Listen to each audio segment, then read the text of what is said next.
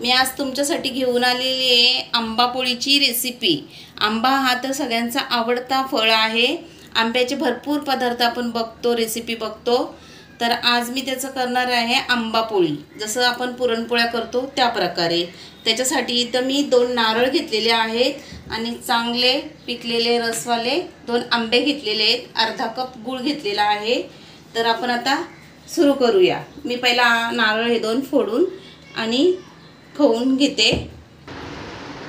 नारळ फोडून मी हे बिडीने खवणला तर जास्त वेळ लागतो, म्हणून पटकन व्हावं म्हणून मी मिक्सरने याला बारीक फिरून घेते। जसं आपल्याला नारळाची बर्फी बनवतो त्या प्रकारे हा पेस्ट करून घ्यायचे।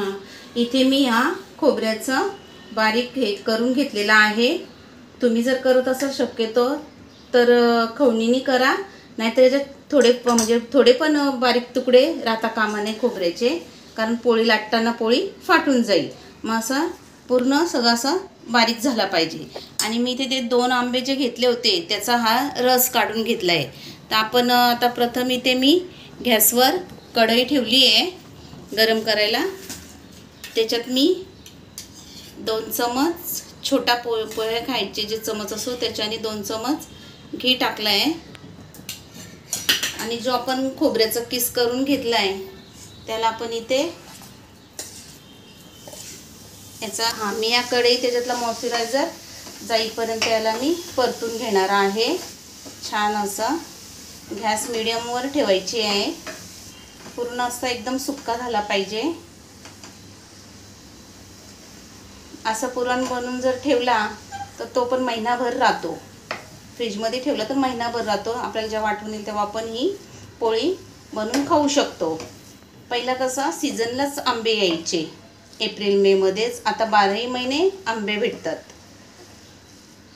तर तुम्ही कधी पण हे आंबापोळी बनवून खाऊ शकता आणि एकदा बनवून खाल्ली की तुम्हाला सारखीच बनवशी वाटेल ती।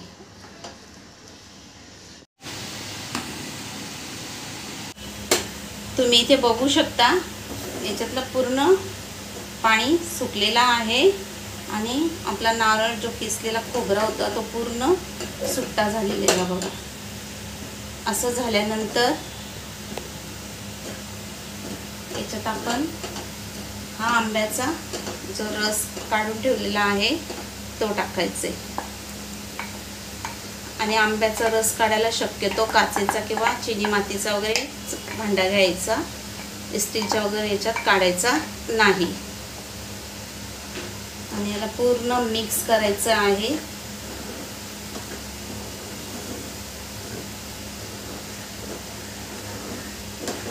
तसंच इथे मी मेजरमेंटचा कप असतो त्याचा अर्धा कप हा इथे मी गूळ घेतलाय। काही जण साखर टाकतात, पण डाएटसाठी पण आणि ज्यांना डायबिटीस वगैरे असते त्यांना साखर खायची नसते, म्हणून मी गूळ टाकूनच बनवते। आणि थोडीशी अर्धा चमच वेलची पूड टाकते।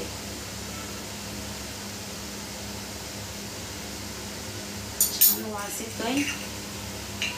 आता याला पूर्ण एकजीव करून घ्यायचं आहे, हे पूर्ण सुक्का होईपर्यंत एकदम त्याला आपण फिरवत राहणार आहोत।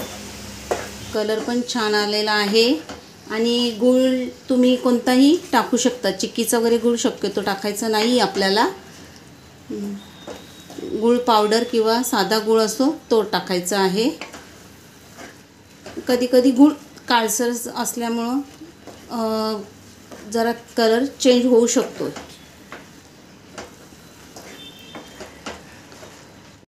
छान गूळ आता मेल्ट झालेला आहे व्यवस्थित आणि पुरण तयार होत चाललेला आहे।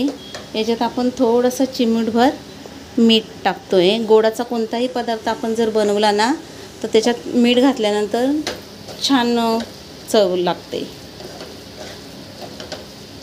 आता याला पूर्ण आपला गोळा तयार होईपर्यंत आपल्याला परतायचं आहे। छान असा गोळा तयार व्हायला लागला आहे। आणि माझ्या चॅनलवर नवीन असाल तर माझ्या चॅनलला सबस्क्राईब करा, तिथे बेलचं बटन असेल तो दाबायला विसरू नका, कारण मी नवीन रेसिपी टाकली तर तुम्हाला लगेच त्याचं नोटिफिकेशन येत जाईल. आणि लाईक करा आणि शेअर करा. आवडले असेल तर कमेंट करून नक्की सांगा. तर आपला हा आंबा पोळीचा पुरण तयार झालेला आहे. ह्या पुरणाचं तुम्ही मोदक पण तयार करू शकता. नंतर करंजीसाठी हा सारण आपण यूज करू शकतो. हा बघू शकता झालेलं आहे. आता याला मी थोडं थंड करायला ठेवते. गॅस बंद करते. इथे पुरणपोळी लाटण्यासाठी मी 3 कप गव्हाचं पीठ घेतलेलं आहे. मी मैदा यूज करत नाही आहे, गव्हाचं पीठ घेतलं आहे. त्याच्यात चिमूटभर मीठ टाकते चवीसाठी आणि 1 पळी तेल टाकत आहे आणि सगळं चांगलं असं मिक्स करून घेणार आहे.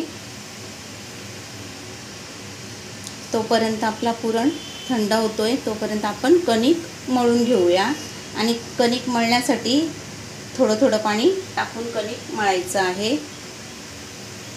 तुम्ही मैद्याचं पीठ पण यूज करू शकता.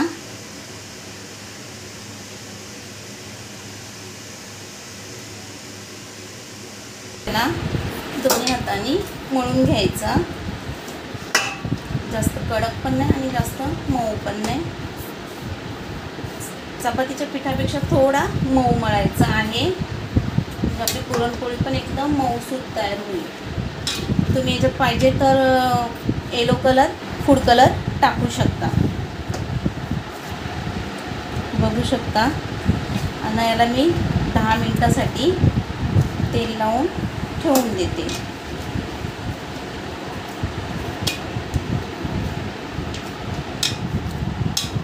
दहा मिनिटं ठेवल्यावर तो अजून मऊ होणार.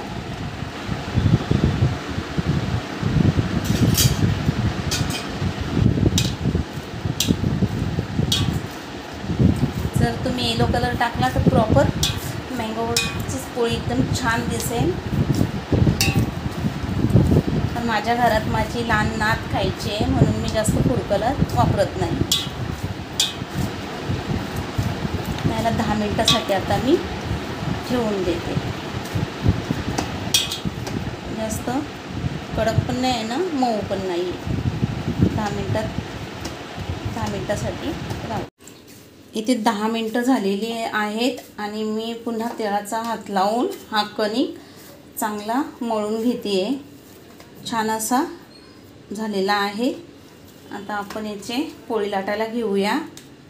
पुरण मी थंड करायला ठेवलेले, तर मी असे त्याचे छोटे छोटे लाडू बनवून घेतलेले. छोटे म्हणजे मीडियम साईजचे.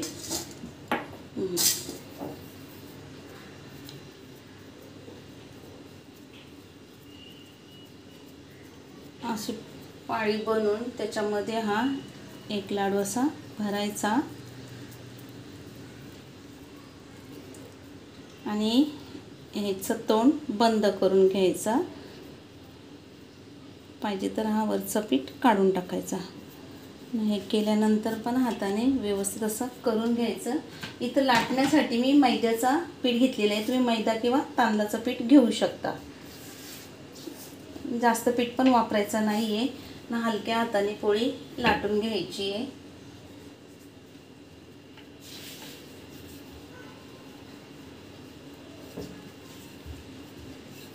छान सगळीकडे पसरलेला आहे पुरण.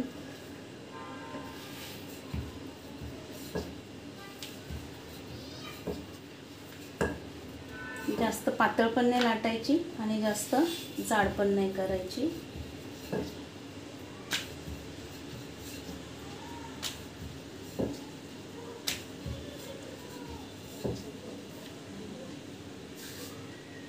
खाली थोडा मैदा टाकून पोळीच पलटी करून घ्यायची. इथं गॅसवर तवा मी गरम करायला एका साईडला ठेवलेला आहे.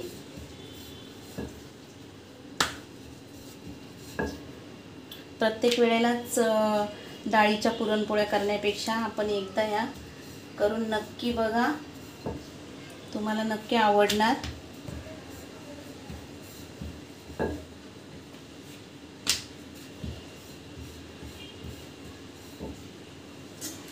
मी ते घी घेतलेलं आहे,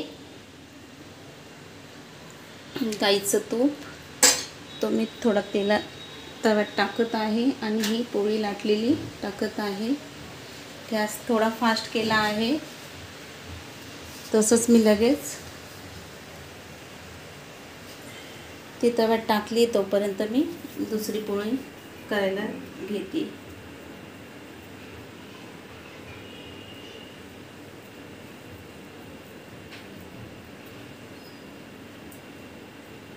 हा सारण तुम्ही करंज्या बनवण्यासाठी वापरू शकता, मोदक बनवण्यासाठी वापरू शकता आणि याच्यात साखर टाकून तुम्ही जसं आपण नारळाची बर्फी बनवतो तर ही मँगो नारळ बर्फी पण बनवू शकता. छान अशी आलटून पलटून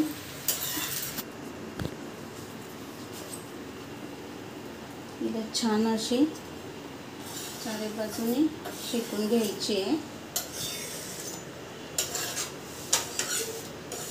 पोळी टाकल्यानंतर गॅस थोडी फास्ट करायची आणि हा पुरण जास्त भरायचा नाही.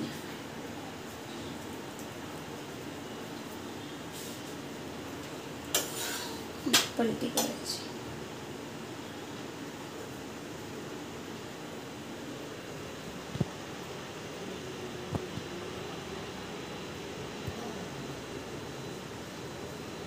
कोणी पाहुणी वगैरे आल्यावर जरा वेगळ्या पद्धतीच्या पोळ्या वगैरे आपण ह्या करू शकतो.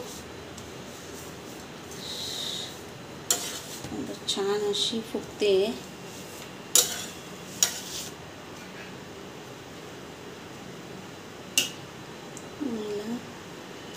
घी लावून घ्यायचं आणि पलटी करायची. बघा छान अशी फुगली पण आहे.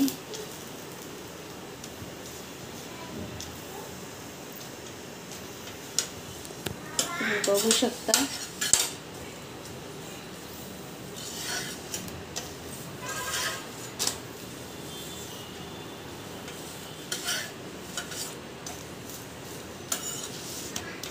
अशा पद्धतीने मी दुसरी पण लाटून घेते.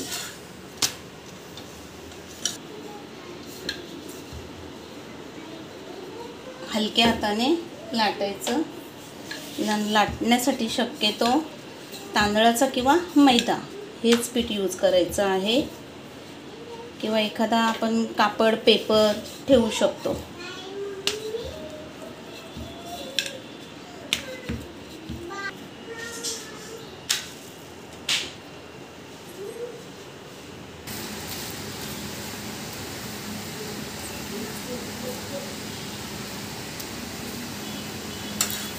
अशा पद्धतीने मी सगळ्या पोळ्या करून घेते. तुम्ही बघू शकता छान अशी खरपूस भाजली आहे मी.